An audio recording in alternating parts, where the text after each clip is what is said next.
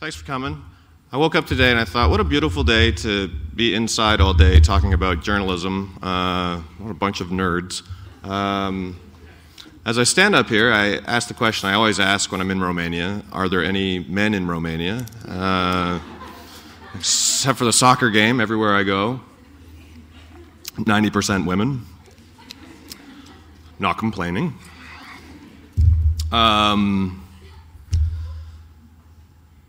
I shouldn't be doing this. I'm going to start with a magic trick. I've been debating this for a while. The other day I spoke at UniCredit, the bank, and lovely sponsors. Where's Anka? And I didn't do the trick. I was going to do the trick and I chickened out. I was like, no, I'm going to screw it up. And then I did it after for a small group of people, and I did it. And I was like, you should be brave. You can do these things. So I'm going to try to do this trick. I'm going to screw up this trick. Selene, the one person clapping. Thank you, Selene. So this is a card trick. I need someone.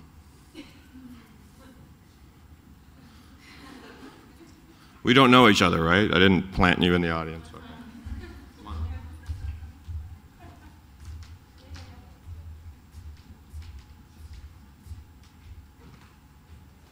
I was up all night. I have a little jet lag. Blaming jet lag. I've been here like 3 months.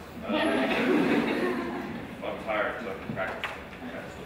No, right?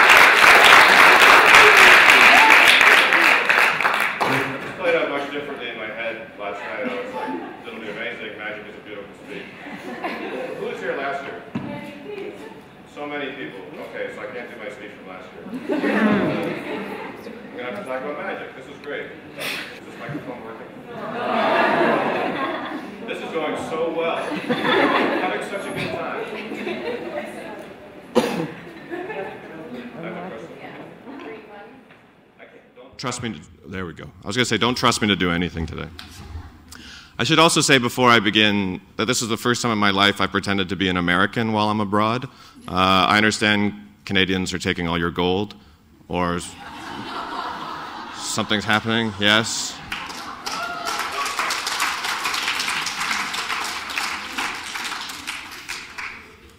Not responsible. All right, let's forget that all just happened. We're going to start again. I became obsessed with magic last year when I was doing a story about a magician named Teller. So these are American magicians. They're a group, Penn and Teller. I don't know if you know them. Penn is a very large man. Teller is very small. He never talks. And I did a story because one of Teller's best tricks got stolen by a Dutch magician. European, they steal everything. Let me kind of explain the story. So Teller has this trick called shadows. It's an amazing trick. He has done it thousands of times. I don't think he's ever screwed it up, like I just screwed up that trick. Basically, Teller, he walks up on stage. There's a light shining on a rose that's sitting in a vase on a stool, and the rose's shadow is on the wall. And Teller has a big knife, and he cuts the shadow, and a leaf of the rose falls off. And he cuts it again, and another leaf falls off. And gradually he cuts it up so the rose is just a stem. And then he pretends to cut himself accidentally with his knife. And on the screen where the shadow was, this trickle of blood starts coming down. And Teller smears it.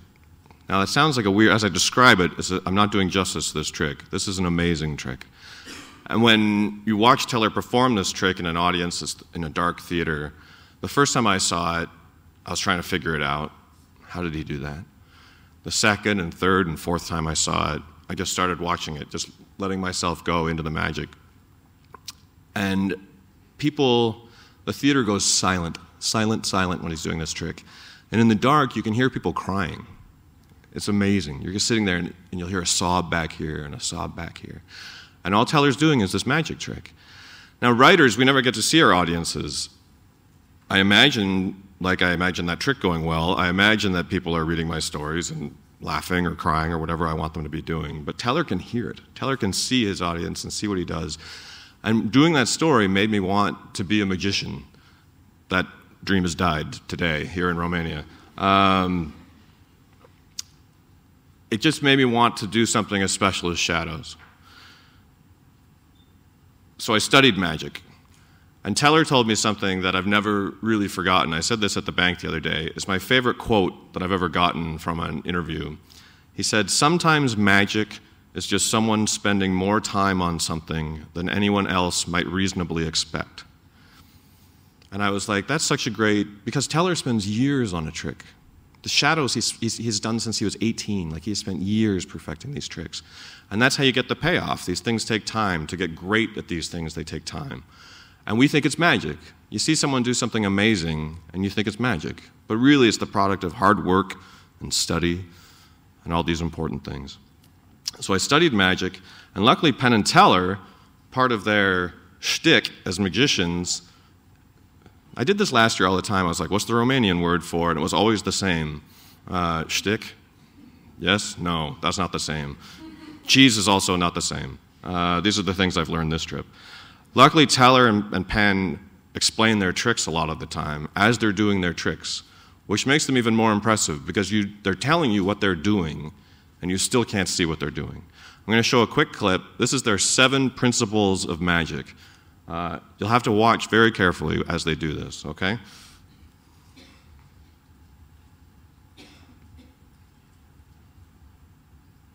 The way today's going, this isn't going to work, but let me try.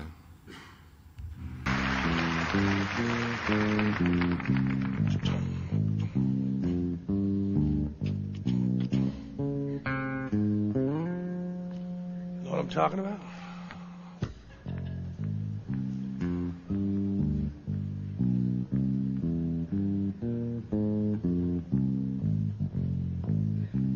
Looks simple, doesn't it?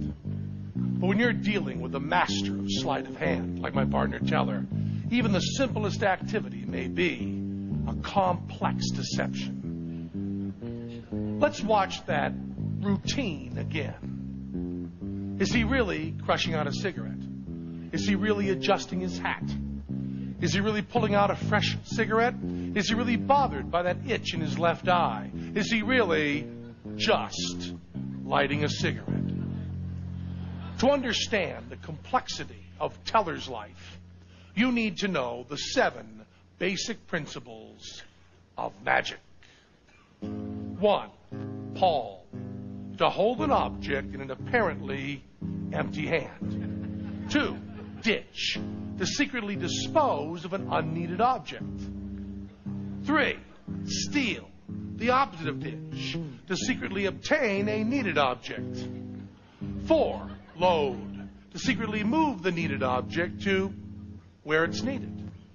5, simulation, to give the impression that something that hasn't happened has. 6, misdirection, to lead attention away from a secret move.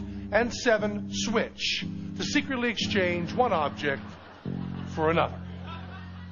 Teller needs nothing but a pencil, 1 lit cigarette, and a flashlight. Let's watch that original routine again, but this time from the other side. He palms the cigarette. He simulates crushing it out. He steals the palmed lit cigarette and ditches the lit cigarette in his ear. He exhales smoke to misdirect from the smoke coming out from around his hat. He steals the pencil.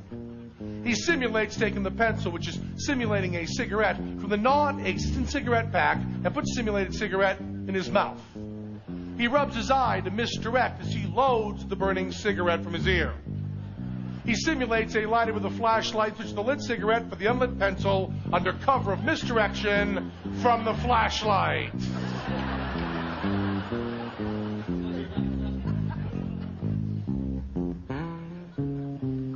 Palm, simulation, steal, ditch, misdirection, steal, simulation, misdirection, load, simulation, switch, misdirection.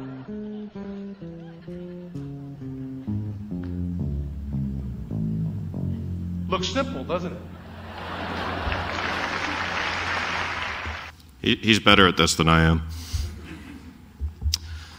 Now, the reason I showed you that clip is because most stories, most great tricks are stories. And those 7 principles of magic actually really apply. They could be the 7 principles of storytelling. This might be a stretch, but I think I've worked this out. Because I wanted to be a magician so bad, and I'm a writer, I wanted to say I can do all those things. So we're gonna discuss those 7 points. I think this is gonna be okay. We're gonna be okay. 1, palm. So to palm is to hold an object in an apparently empty hand. Good writers do this. We don't give away the whole story at the start of the story. We hide it. This is the difference between news writing and storytelling. This conference is the power of storytelling, right? We're not going to do news writing. That's for somebody else to do. The best stories are about something more than the story itself. There's the idea, like what the story is about. Christy mentioned my soldier story. This story is about how a body gets back from Iraq. But then there's the theme, the larger meaning of the story. And that story about Joey was about war and sacrifice and honor and all those important things. You don't tell your reader what your theme is. You don't say, this story is about this, but it's actually about this. You keep that. You palm it in your hand, and the theme is your little secret. You save it. And your reader probably doesn't expect to be particularly moved by the words on your page. The reader probably goes into your story expecting a story. But if you save it, in magic, that reveal at the end is called the prestige. That's that moment of surprise when I show you the card that Juana picked out of my deck. That came out wrong. In storytelling, that's your ending. And your ending, if you have that, if your stories have a great ending, you do the same effect that your magic trick has. You've palmed this little secret, and at the end you reveal. And hopefully in that moment, you get that little gasp. You get that moment of emotion that you were expecting, or hoping for anyway. 2, ditch. To secretly dispose of an unneeded object. So this comes in your reporting. So the basic structure of a story, you start with your idea, and then you go to work reporting. But you don't want to include every single fact you find in your story.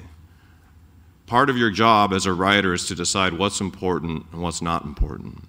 And you ditch everything that's not important.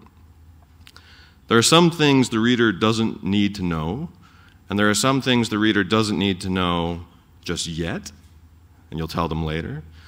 If you think about your favorite movies, they probably had some measure of mystery in them. They don't give you all the answers in the first 10 seconds of the movie. And they also, your favorite movies, if you think of them, they probably don't have a lot of extra stuff in them. There's no extraneous information. There's no unnecessary scenes. That's when people talk about something needing to be cut.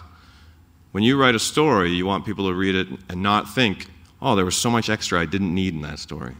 What you want to give the reader is everything they need to understand the story, but not everything. There's no quicker way to bore a reader than to tell them every little detail. This is an interesting principle in magic. Children are much harder to fool than adults. You would think it's the opposite. You would think kids are easy to fool. But what happens as we grow up is we learn to take shortcuts.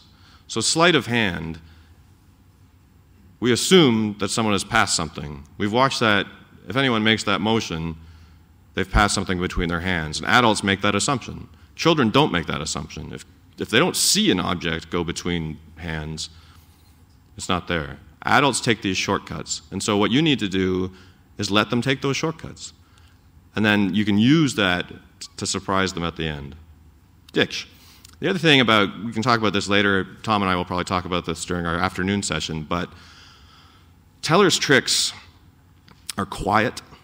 Do you guys know who David Copperfield is? Wears pirate shirts. Yeah, it talks about. So he does these loud, bombastic tricks, and he's hiding what he's doing because there's smoke and there's bombs and everything going off. Teller doesn't do that. He does these simple, beautiful, quiet tricks. Shadows, he is daring you. He has a knife, a shadow, and a rose. He's saying, watch me do this. Try to figure it out. There's something that makes his tricks more beautiful than a big, loud trick. That quiet, simple beauty. And I think that's a good way to approach your writing. Spare, quiet, let the words do the work. 3, steal. To secretly obtain a needed object. Now, this is always a tricky subject because journalists sometimes have bad reputations for doing naughty things. But I am totally fine with saying I'm a professional thief. I am a professional thief. I like to think I'm the guy in Die Hard. You remember? I'm an exceptional thief, that line, which is a great line. I steal lots of things. So the first thing I do is steal my idea. If I sat in a room by myself, no ideas would come to me. You go out into the world, you read newspapers, you see that little 400-word story that the newspaper writer didn't have enough time to do properly, you can make that into a magazine story. You overhear a conversation in a restaurant about something interesting. You talk to a fellow journalist and you hear their idea and you think, oh, that's a good idea, and you run back to Canada and do it. You've stolen those ideas from something in the world. And then the second part of your thieving is the facts. When I'm talking to someone for a story, it's a conversation. We're just having a chat. And your job is to make, in some ways, that person forget who they are and forget who you are, and you're just two people talking. But the truth is, the whole time, I'm stealing from them. I'm taking facts, I'm taking information, and I'm stealing it away, and then I'm going to run home, and I'm going to tell that secret to as many people as I possibly can. That's what I do. So stealing is actually a big part of this profession. Stealing's not a very nice word. We call it reporting. We call it creativity. We're thieves. Steal, number 3. 4, load. To secretly move a needed object to where it is hidden. This is a bit trickier for writing, but now we get into the writing process. We've got our idea. It's a great idea. We've done our reporting. We've stolen everything we need. We've dished everything we don't need. Loading to secretly move where it's hidden, this is when we talk about a story's structure. So the best stories, you don't just relay facts in some basic order. This happened, then this happened, then this happened, then this happened. Really boring way to tell a story. Loading is the way we order things in the story again so we get that reveal at the end. There is a way to present your information that will get people to where you want to go. Now structure is probably the hardest thing to explain and teach. But when you think about a news story, often we're told you get that punchy lead at the top, you grab people, you give all the information because they're going to stop reading at some point. With a story, like a storytelling story, it's a different process. The lead is to get them in, but everything has to service that ending that you're trying to get to. And there is some perfect way to structure a story that makes that ending possible. You do not have to write like this. Everyone has a different process. But I always write my ending first. I always figure out where I'm trying to get. And then once I have that ending, I go back and work my story toward that place. 5, simulation, to give the impression that something that hasn't happened has happened. This is the secret to every great story. They make the reader see something that they did not see. They make the reader feel something that they were not part of. They make them feel as though they were in the room, that they heard this person talking, that they were at that protest against Canada. Great stories make the impossible possible. What you want to do is, you're not telling a reader what to think, you're not telling them what to do. You're telling a story in such a way that they feel like they're there, that they feel like they helped carry Joey Montgomery home, or they were in space. I mean, that's an amazing thing. Most of us will never get to space, but if you write a story properly, if you do a story well enough, if you go see the movie Gravity, amazing, you'll feel like you've been to space. That's impossible. That's an amazing thing, to take someone out of their chair in their living room and make them feel like they've traveled in space. Simulation. Misdirection, number 6, to lead attention away from a secret move. So for writers, for all writers, all of your moves should be secret. Everything we're talking about now shouldn't be on the page. It shouldn't read like work or like effort. Sometimes writers are tempted to try to sound smart, to make the reader understand, I'm a really smart person and I'm very good at my job and you need to understand this. This is important. Those stories suck. Romanian for suck? Oh, it's the same. Okay, that is the same. Perfect. See, they're all the same except for cheese and shtick. That's something that Teller taught me. Something that Teller taught me about this trick, shadows. The method of shadows, how he does the trick, doesn't matter. When he talked about this lawsuit, suing this Dutch magician who had stolen shadows, he wasn't worried that the magician had figured out how he did the trick, because the method isn't important. What matters to Teller is the effect of that trick. What matters to Teller is that moment in the darkened theater when he hears people sobbing. That's the value of the trick, and that's the value of your story. You just have to accept the fact that a great story, the readers will not go, wow, that story was a lot of work. Did you see all the people he talked to? Wow, that story was 10,000 words. He must have written that and edited that. Your reader will not think that, hopefully. Hopefully your reader just gets lost in your story. And it's easy for them to read. They get from the beginning to the end. You've given them no reason to stop reading.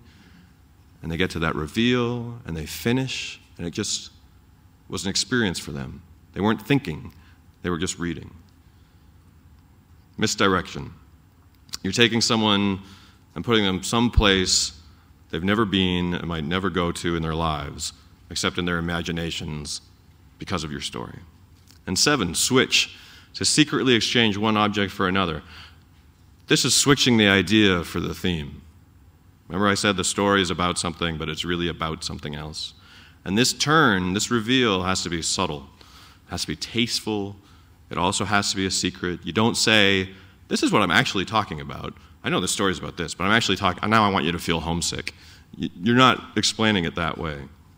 That transition and reveal shouldn't require some giant leap in logic either. When you think of a joke, most jokes are stories. And the ending of a joke is surprising, makes you laugh, but it usually makes sense. Why'd the chicken cross the road? The answer can't be pants. The answer has to make some kind of sense.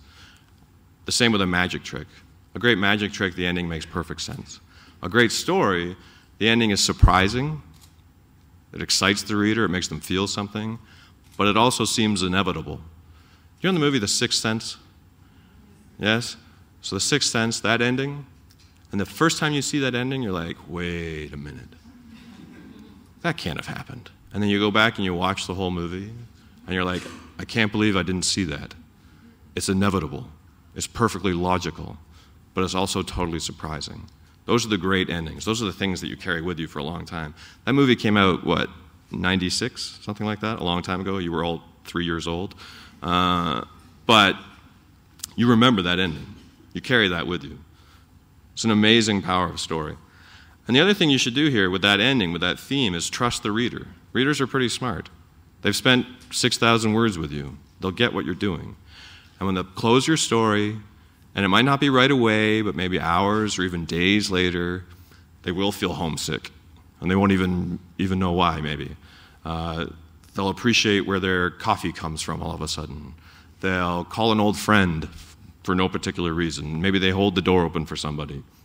Maybe they look at the stars and wonder for a second instead of just looking at the stars. After the best stories, I think, they love someone or something maybe just a little bit more. You've given them something like that. So those are the 7 principles of magic, and I think they're the 7 principles of storytelling: palm, ditch, steal, load, simulation, misdirection, switch. I'm now going to show you a very short commercial. It's a minute long. I know some of you are in marketing and advertising, yes? This is a commercial from Guinness. It went viral. I'm not sure if you've seen this commercial. It's 1 minute, and it contains every one of these little secrets. These 7 principles are in this 1 minute.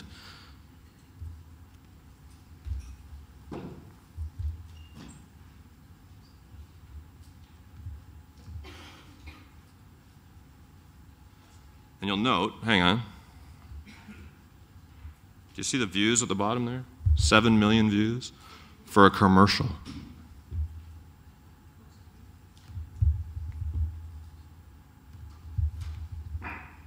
Why is there no sound?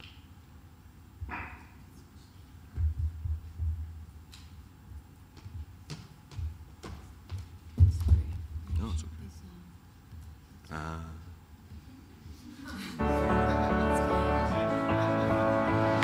Magic.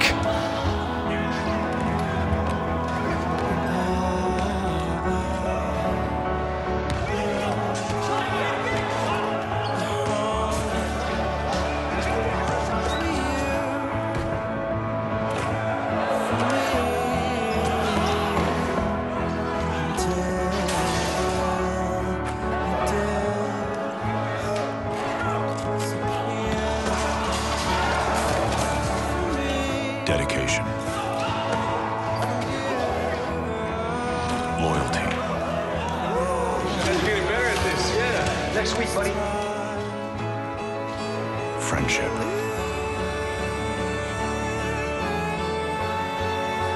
The choices we make reveal the true nature of our character.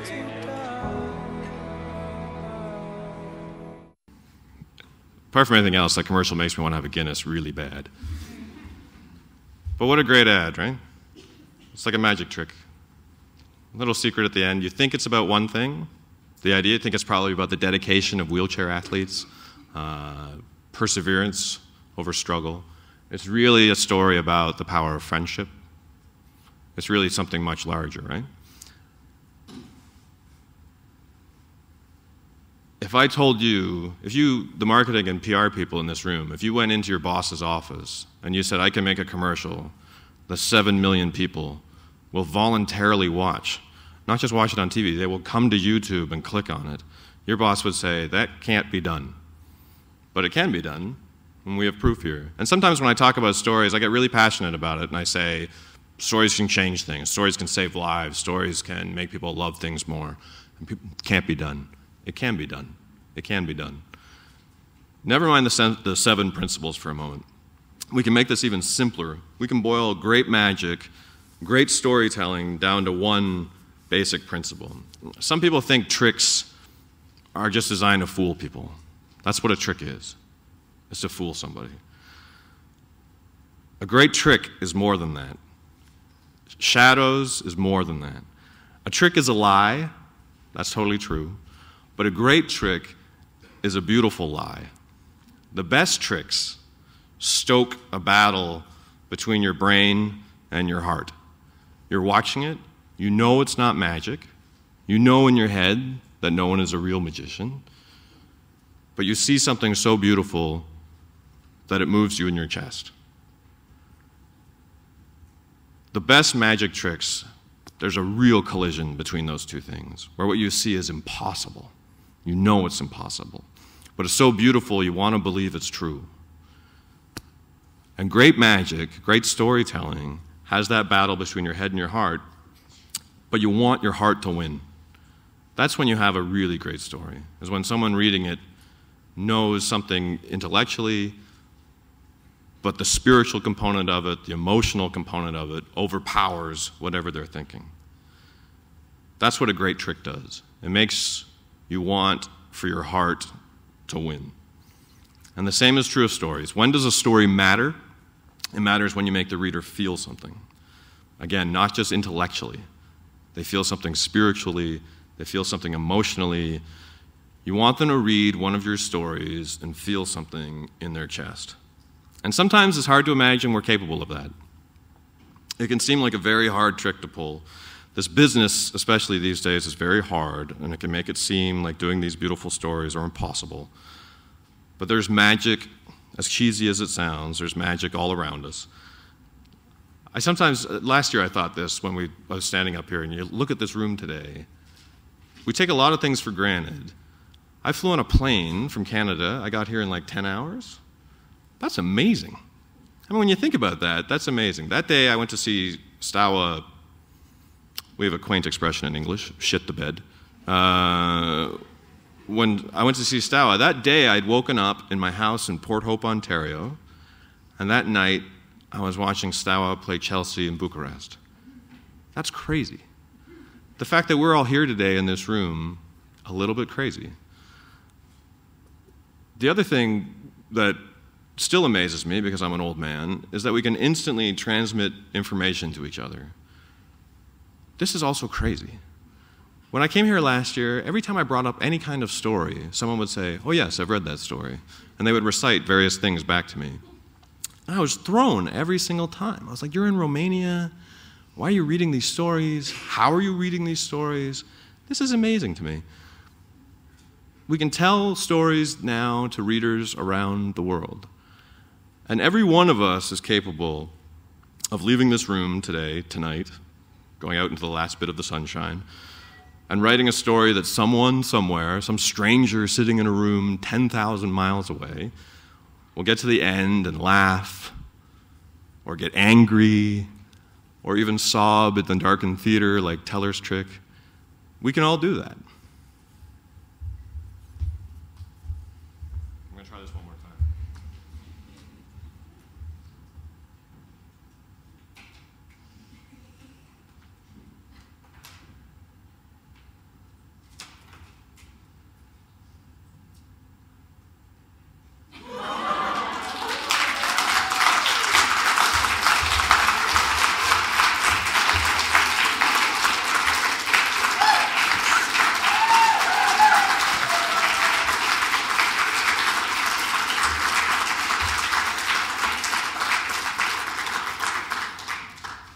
And that is magic.